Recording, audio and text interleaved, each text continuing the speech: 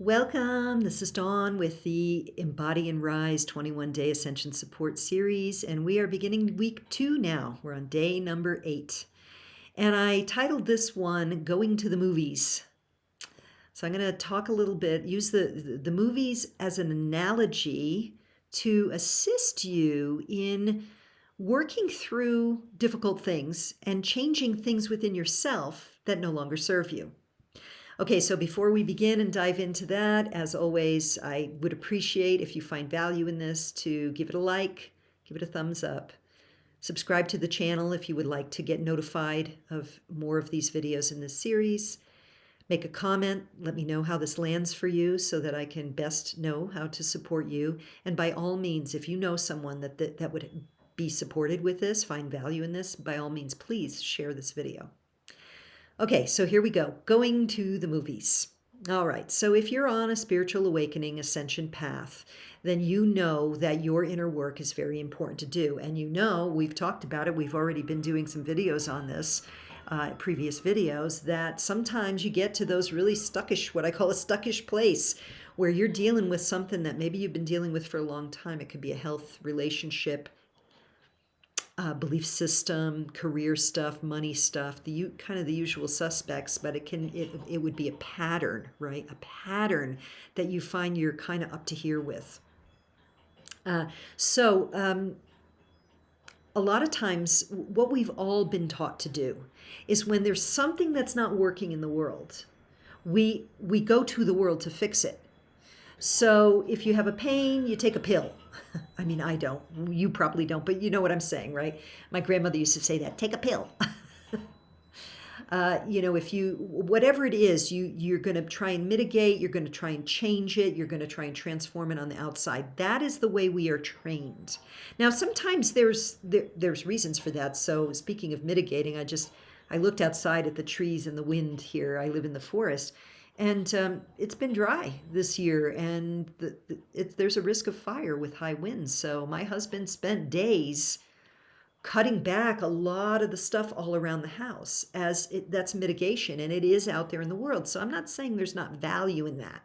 But when it comes to our inner patterns, chronic financial stress, chronic relationship heartbreak stuff, difficulties with our children or our parents, careers that we hate, that we're just, we're sick of it.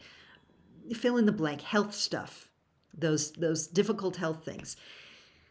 Is there value in going outside the self for that? Yes, maybe, and. I mean, this is why we have a rise of beautiful natural products, natural support for the body stuff, particularly. Great therapies for couples, relationship stuff, that kind of thing. Self-help processes, inner personal work stuff, so that we show up as more of a whole being, so that we can interface with the world from a healthier place psychologically and spiritually. But ultimately, it is an inside job. So let's look at that movie theater analogy. Let's go to the movies now. So you go to the movies, right? You're sitting down, you're watching the movie. You think it's going to be a romance, a rom-com with a happy ending, and it ends up being a horror film. So of course you could walk out, but we're just to play this out a little bit more. Or maybe it's a little got too much action and a little too much violence for you. Maybe it's not a horror film, but it's just too much shoot 'em up. Now, you know that going up to the screen and trying to change what the bad guy or the good guy or the broken-hearted woman is doing, the decisions they make, it's not going to do anything. If you don't like the movie you're watching, you got to go to the projector and change the film, or leave the theater and go into another theater where the film that's playing is the one you want. Okay? So using that analogy, this is the projector and this is the projector. When these are connected, right, the mind and the heart are connected, this is the projector. This is what we are creating. You can think of like a figure eight. This is the creation machine. And all the thoughts and the beliefs. So if we have thoughts that say, I'm never going to find someone who loves me, I'm never going to find someone who loves me, even if you're not hearing that with your ears because it was implanted so long ago, it's in there. It's in there. That's part of the projection, the projector. So you could go and date this guy and that guy or gal, this one and that one. And you could say, well, this one is so much different than that one. I'm sure I found the right one now. 2 years, 5 years, 10 years down the road, oh my gosh, I just married my father. Or whatever it is, you know.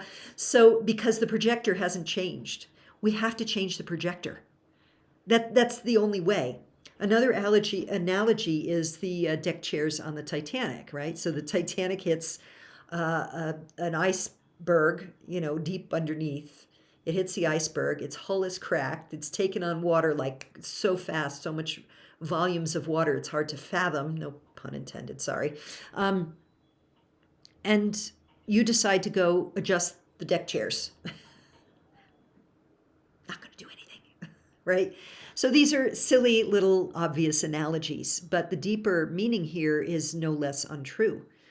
That in order to change our lived experience, we have to change the projector within. Now, when we did Gazing into the Abyss, which was, I think, day 3, I don't know, you can check the information below the video, go to the playlist and look for it. But when we looked into the abyss, we brought our guides and angels to be close with us, and we looked into the abyss. That's essentially another analogy, is we're opening up the projector and looking at what is actually on that film. It's a similar thing. It's a similar concept. So our inner work is priceless. It's absolutely priceless right now. When we project problems onto the world and become victims of the world, we're not getting anywhere.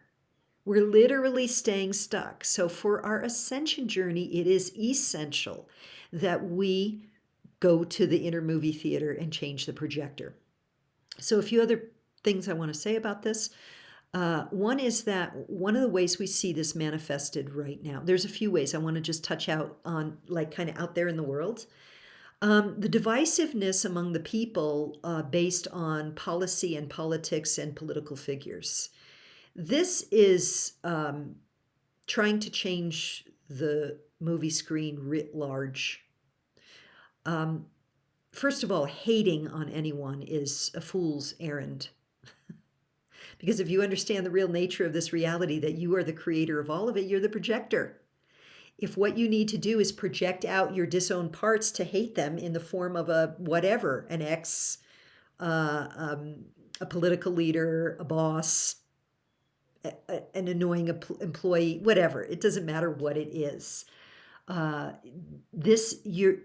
You're keeping yourself stuck. The wheels, it's like wheels in the mud is what I'm seeing. So to really ride this ascension journey, one of the things we're doing is we're withdrawing our projections, recognizing that if I see it out there, it's because it's playing from this. I have to go inside and see, where am I hateful?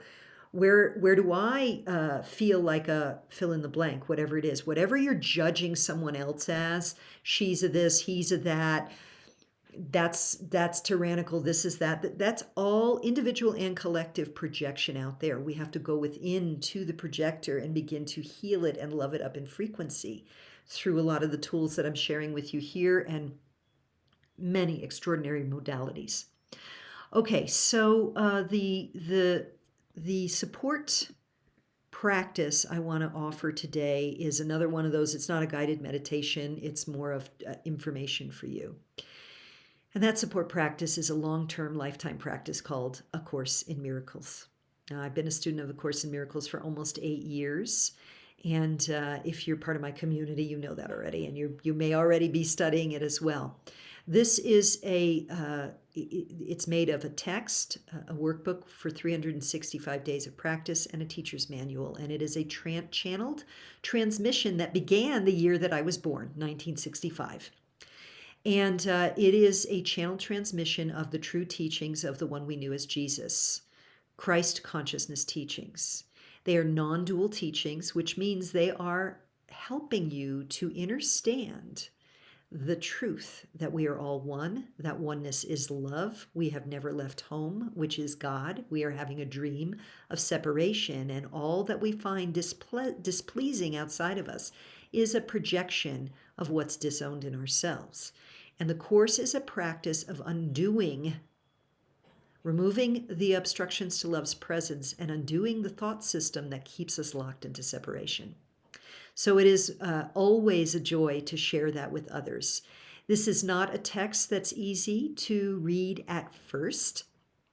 If you are triggered by old language, religious language that refers to God and the Holy Spirit as He, note that you will be triggered. However, if you are able to rise above that, move through that, break through that, and receive the teachings as they are offered, you will be astounded at the changes you will find in your life in the years to come.